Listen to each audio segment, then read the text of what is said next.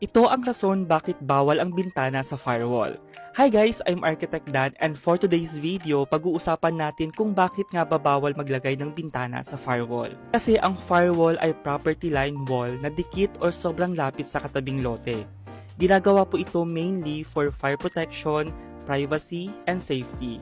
And ayon po ito mismo sa National Building Code of the Philippines or NBCP, Rule 8, Section 808, kapag naglagay ka ng bintana sa firewall, pwedeng madaling kumalat ang sunog between houses, possible privacy issue sa katabi, at pwede rin po magkaroon ng violation sa building code. At dito sa Pilipinas, may required setbacks po tayo or distances bago kapayagan maglagay ng openings like windows. Kaya po usually, plain wall lang ang firewall, walang windows, at minsan kahit vent openings ay controlled din. Pero meron tayong alternative solutions na ginagawa.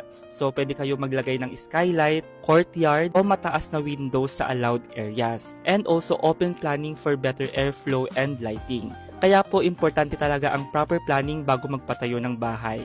May house design question ka rin ba? Comment mo lang sa baba.